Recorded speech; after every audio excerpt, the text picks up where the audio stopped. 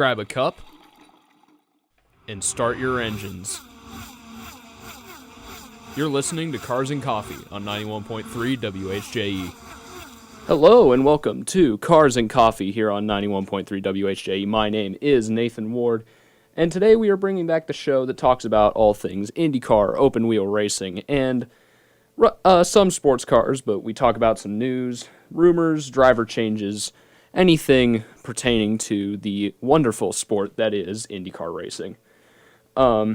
So the way that this show is going to be structured today, we are going to talk about the final race of the IndyCar season that took place at Nashville Superspeedway 1 week ago on Sunday. We're going to talk about some other news, driver-related news, some business-related stuff, and maybe a little bit of bashing Penske Entertainment. And also, we have some F1/Feeder Series news that may be a little bit important to the context of open wheel racing here in North America. If there were any races this week, that's where I would talk about the races that are happening this week. There are no races this week, and I have no picks to make at the end of the show. So we might as well just start off with IndyCar at Nashville Superspeedway. This was a move that was very well. It was either very well received by the fans or not well received by the fans. The season finale was originally going to run on a street circuit that encompassed downtown Nashville and included a part of the famous Broadway, where all the great music bars are, and it was said to bring in a lot of people. And even though it switched to the Oval because the Tennessee Titans were building their new stadium, they had to switch to the Oval. That's about 45 minutes outside of the city. They still pulled 40,000 people across the entire weekend at the actual track, and it's estimated by Big Machine Records, which is the promoter for the event, that 118,000 people attended Freedom Friday on Broadway, where they had basically like a festival. They had pit stop competition, so you still had the cars on Broadway, and the pit crews were going to town and doing their thing on Broadway in a head-to-head tournament, very similar to what we've seen on Carb Day at the Indy 500 the last couple years. Moving on to actual track activity, rain was going to be a big issue. It disrupted running on Saturday. It moved the High Line and final practice into Saturday night. It also canceled Indy Next qualifying completely, so that grid was set by points. Spoiler alert, that race was won by Louis Foster, by the way, your 2024 Indy Next by Firestone champion, Louis Foster, who has not found a full-time ride in IndyCar yet, which is a total shame. Moving on to qualifying, Kyle Kirkwood took the pole. Connor Daly had a pretty good lap going until he hit the dreaded bump. There's a large bump in turn 3 that caught out multiple people in practice, including Nolan Siegel, who crashed in practice. A lot of Indy Next drivers were involved. Kyle Kirkwood, the pole sitter, ended up crashing there in final practice on Saturday night, which Nashville Superspeedway under the lights looks absolutely beautiful, and that race should totally be a Saturday night race next year. I know they're not going to change it for next year probably because Fox has scheduling windows that they need to get in for TV, but it would be great to see a Saturday night race at Nashville. Of course, this is the final race of the year, and the championship was still up for grabs, although barely. Coming out of Milwaukee, Will Power and Alex Palou were 33 points apart, with Palou ahead. Power needed to win, score all the bonus points, and Palou needed to finish 10th or worse for the best shot at Power winning the title. Unfortunately for Power, that did not happen. He had an A.J. Allmendinger moment where his seatbelts came loose on lap 5 of the race. He had to pit early. He had to spend multiple laps just in the pits as his crew tried to go to town and try and fix his belts. That basically dropped him out of the championship for basically for the race. Alex Palou coasted home to, I don't know, what was it, fourth place. Won the championship easily. It is his third series championship in 4 years. The only title he did not win in the last 4 years was 2022. That title was won by Will Power. Of course, Palou won the championship. That does not mean there's still a race out there to win. That came down to a battle between Colton Herta and Pato O'Ward, which is great to see a battle on an oval that does not involve a Penske car. And overall, this race was incredible, even though it wasn't like glued together, the type of racing we see at Texas, or used to see at Texas, unfortunately. Like, really, Mark Miles? You really had to take that away.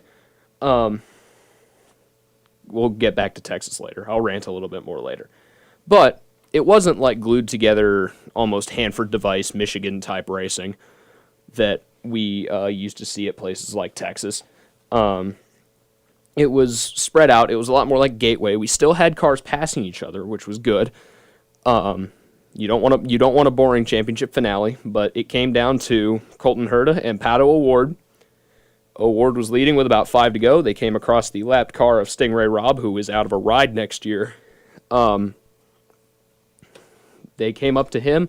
Herta almost hit Robb on the inside, but was able to get the car righted, get underneath him, and pass O'Ward for the lead into turn 3, and it was all she wrote from there. Colton Herta secured second in the championship after issues for Will Power by taking his first oval win of the year. Or first oval win of his career, actually. So, my final thoughts before we go kick it to a quick song break here. My thoughts on Nashville. Great event. They did a great job making a good event out of the circumstances they were handed with the street circuit. I think a lot of the fans are more turned on to the oval now. It's great to see that an oval had a packed grandstand. We also saw that at Milwaukee. Milwaukee's attendance was great. Like, really, Milwaukee was promoted by Penske. Like, just it was in-house promotion. But Scott Borchetta deserves all the credit here. Big Machine Records did an incredible job promoting the race at Nashville. I hope it's going to be great next year.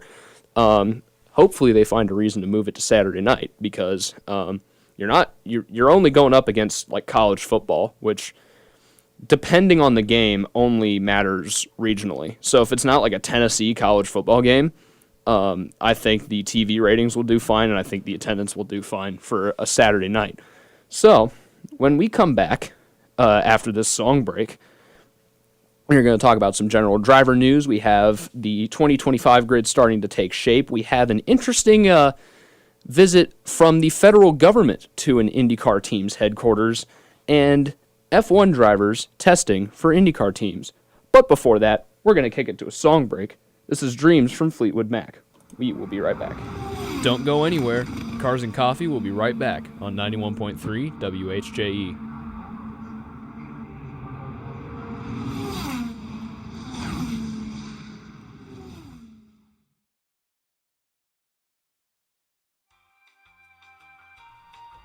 Hi, if you're listening to this right now, that means you're listening to the YouTube version of the show. I just want to say thank you for listening, and make sure to subscribe so you never miss another show and more highlights from the TWYR channel. Now, let's get back to the show. Welcome back to 91.3 WHA. You're listening to Cars and Coffee, the Carmel's home for all things open wheel racing. That was Dreams from Fleetwood Mac. We're going to head back to some IndyCar news now. We have some driver news. 2 driver signings this week. Both of them F2 drivers. So Kyle Conley is out there somewhere, former host of this show. He's probably seething a little bit that his boy Louis Foster still doesn't have a ride. But Callum Ilott does have a ride. He has signed as the first driver for the new Prema outfit. Ilott drove for Prema in his European Junior Formula days. We do not know whether he will drive the 83 or the 90. Prema revealed their numbers earlier this week, too. Also, the 66 Meyer Shank car had an opening after David Malukas departed the team that he spent the back half of the season with for AJ Foyt Racing. That team, AJ Foyt Racing, is going to consolidate their operation in Indianapolis, which will hopefully bring them closer to Team Penske and bring both of their cars closer to the front, especially on these oval races. We saw some good performances out of Santino Ferrucci, but will that other car be anywhere on the ovals? Because they have a very strong lineup for the ovals, especially at the 500. They have Santino Ferrucci and they have David Malukas now, so they have a real shot at winning their first race in, man, over 10 years it's been since an AJ Foyt car won. That was Takuma Sato in Long Beach, I think, 2013. I might be wrong, but don't quote me on that. Back to the 66 Meyer Shank car. That car will be occupied by Marcus Armstrong next year. Unfortunately, because I really wanted Louis Foster to get that car. Armstrong will be in the 66, and as I alluded to earlier, Louis Foster's options for next year are dwindling. There's, of course, Dale Coyne, who will take him for the money. Since Foster is the reigning Indy Next champion, he does bring scholarship money for the scholarship program that the Road to Indy does to try and get younger talent up into IndyCar. It doesn't work that well because they're all pay drivers. Trying to get the champion in the Indy Next Series a ride in IndyCar. It worked with Linus Lundqvist, albeit a year late, and he doesn't have a ride now because Ganassi downsized because of the charters. It worked with Christian Rasmussen, except he wasn't doing any of the oval races. But when they put him in the ovals for Milwaukee and Nashville, he actually got the car into the leaders circle and got Ed Carpenter another $1 million for the team. So Armstrong is signed with Shank. Ilott has signed with Prema. Foster's options really here are with Dale Coyne, which does not have the best equipment, but with the new charter agreement, hopefully you can start investing a little more money that you accumulate from this new Fox TV deal, which I gotta admit, I'm a Mark Miles hater. But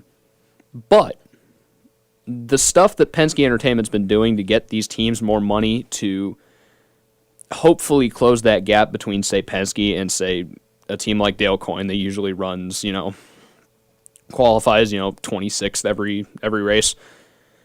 Charters are going to get the teams more money. Fox gets the Fox TV deal gets the series more money. Very good on you, Penske Entertainment. Very rare that I say that, but good on you, Penske Entertainment. But Foster really only has two teams that will both take him for his money.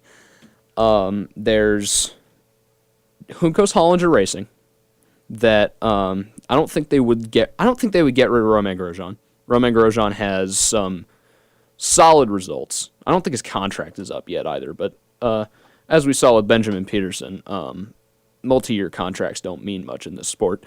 And with McLaren, to be fair, multi-year contracts do not mean much. Hopefully Nolan Siegel doesn't get kicked out of the 6 after St. Pete, but we'll see. Yeah, so Foster has Juncos. That's going to be a last resort. Both teams in the Chevy and Honda camp, Foster has kind of a last resort to sign with. But he does bring money, and I think Ricardo Juncos and Brad Hollinger would maybe pursue him if they had no other choice for that 78 car. They do have Devlin DeFrancesco, who is open to getting another IndyCar ride. He is on the market currently, and he brings far more money than Foster does. So I'd imagine if Foster gets a ride at all, that's going to send him to Coyne, which I don't mind. If you get to prove your worth in a Coyne car, like if you finish consistently like top 15 in a Coyne car, you belong in a top car because those cars don't tend to finish very high on the good old leaderboard. So it's really Juncos and Coyne. There's 2 Rahal seats open, but I think those 2 seats are going to go to Yuri Vips and probably Alexander Rossi. Rossi has kept denying that he's talking to Prema, but you can never rule it out. Prema also, there have also been rumors that another Prema Junior driver, Robert Schwartzman, from the good old Europe, is going to be in whatever Prema car Callum Ilott is not in. In other strange news, honestly, the Rahal Letterman Lanigan shop was raided by the FBI over the weekend. Their shop in Zionsville, just down the road from here, was...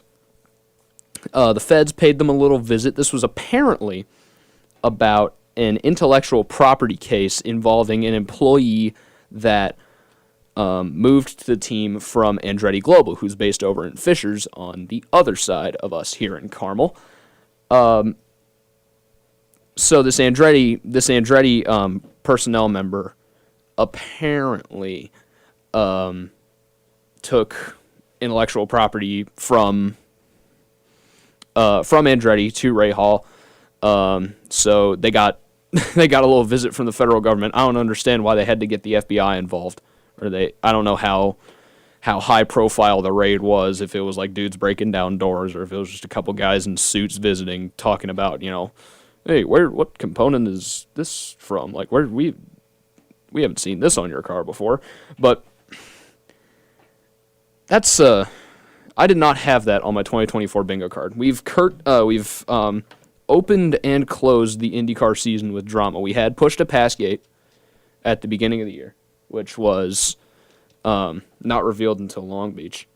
We also had, to end the year, we have RLL getting raided by the feds.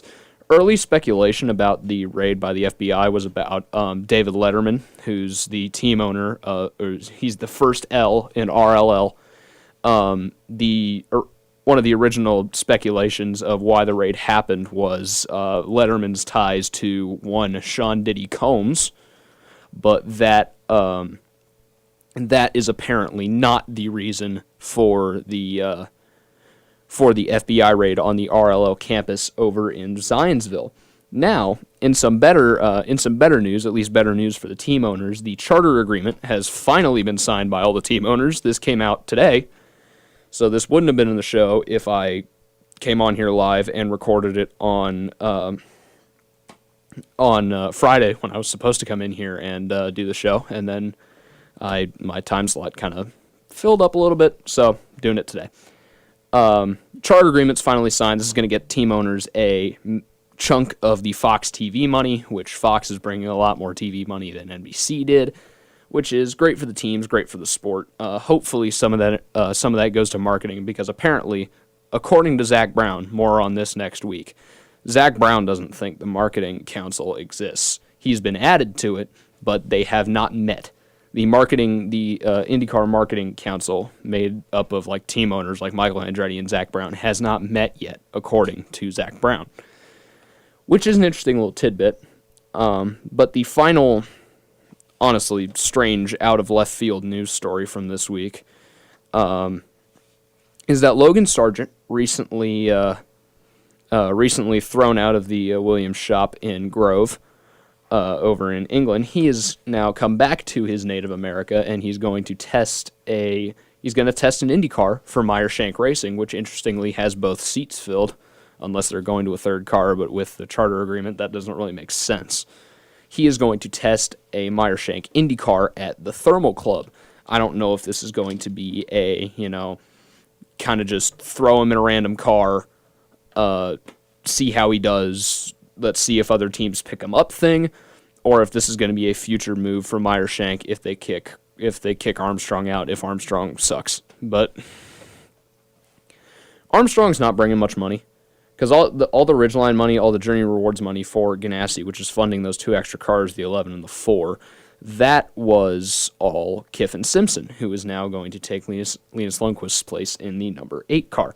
So that is your IndyCar news, some rapid-fire IndyCar news with a little bit of tangents. We are going to come back and wrap up the show in a few minutes after this song break. We are going to be playing one of my favorite grunge songs. It's a very generic grunge song, but it's one of my favorites. This is going to be Alive by Pearl Jam. You're listening to Cars and Coffee. We'll be right back. Don't go anywhere. Cars and Coffee will be right back on 91.3 WHJE.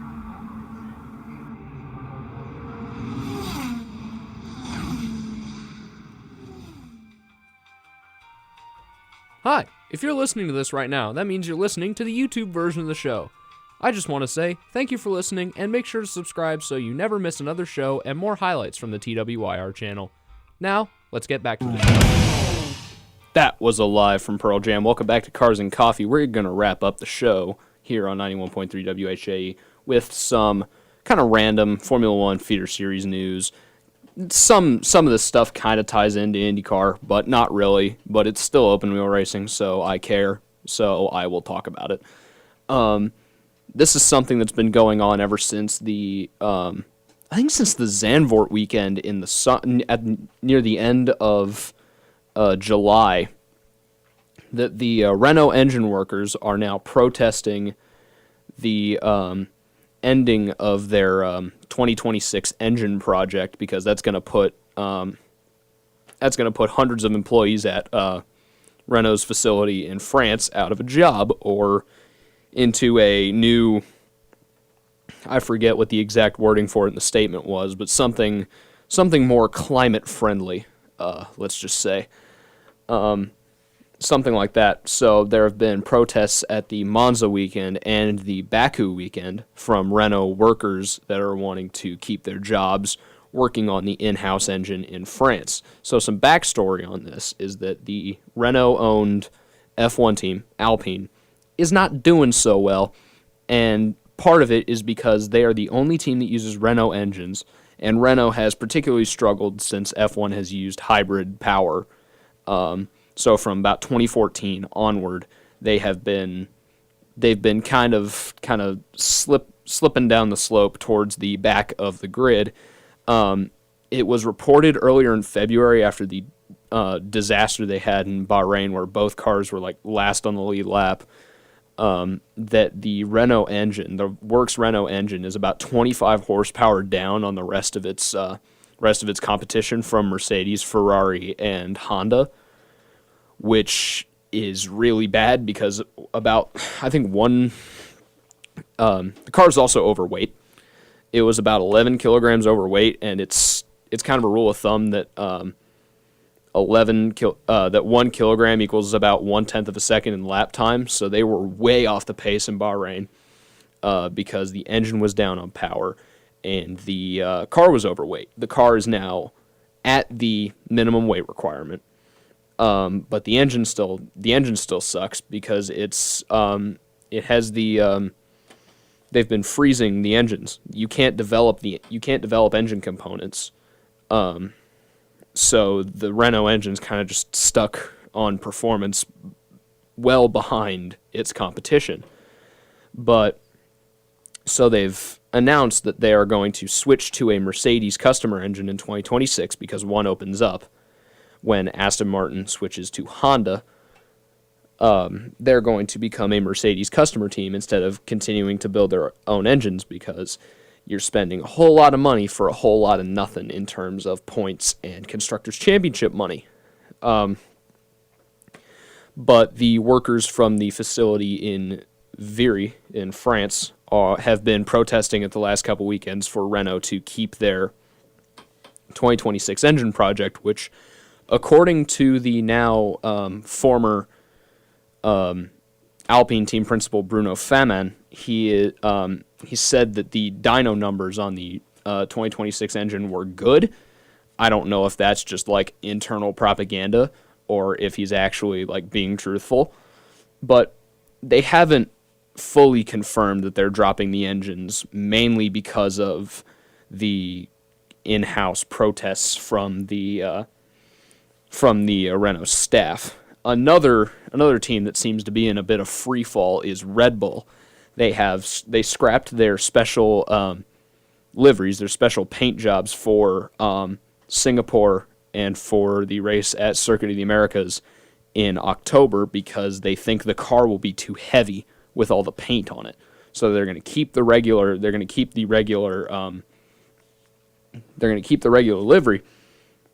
and not do any of the celebration ones that they've been planning, because they add extra weight to the car. Red Bull is falling behind McLaren by a lot in the Constructors' Championship because they really only have one driver right now. Sergio Perez is not consistently scoring points. Max Verstappen's still up there in the top 5 every week, but he is not his driver's championship gap that he has over Lando Norris is closing, and McLaren have already surpassed them with a number of 1-2 finishes in the Constructors' Championship. They are now something like 25 points ahead in the Constructors' Championship, which is what Max Verstappen could probably make back at most in a weekend if Sergio Perez and the two McLarens don't score points. So they're still like within a race right now, but that if Perez doesn't step up or Red Bull doesn't get a more competent driver in that car, Red Bull have almost certainly lost the 2024 Constructors' Championship, and Max Verstappen may lose the 2024 Drivers' Championship now because of the RB20's upgrade issues. They can't upgrade it anymore. They've basically maxed out the design, and their genius designer is leaving. So Red Bull's starting next year on the back foot already, and we haven't even got to next year. But that's the last bit of news that we have today. We don't have any races this week. No IndyCar. Season's already over. F1 doesn't return until they come back to Circuit of the Americas in October. IMSA only has one more race this year. And the FIA World Endurance Championship only has one more race this year. We're getting into the off-season where we won't have a lot to talk about, so the shows are probably going to be a little short. Since there are no races, I have no one to pick. I don't have a pool to pick from for any of these races. So I'm going to preview next week's show a little bit. Next week's show, we're going to break down Zach Brown's message to Penske Entertainment amid all the charter system talk, the Fox TV deal, how bad the schedule is. And we're also going to have more details, if I can get them, on the surprise visit that Rahal Letterman Lanigan got from the FBI. But that is it for today's episode of Cars and Coffee. If you want to get in touch with the show or come on the show at some time, we have an Instagram, carsandcoffee_WHJE. Go follow us on Instagram. The full replay of the show will be uploaded to YouTube later. You can check the Instagram for where that will be uploaded on the This Week in Racing YouTube channel, just my personal channel that I haven't really used for much. So you can watch the full, or listen to the full replay of every single Cars and Coffee show. That will be it today for Cars and Coffee on 91.3 WHJE. I'm going to leave you guys with one of my favorite Tom Petty songs. It's Stop Dragging My Heart Around that he did with Stevie Nicks.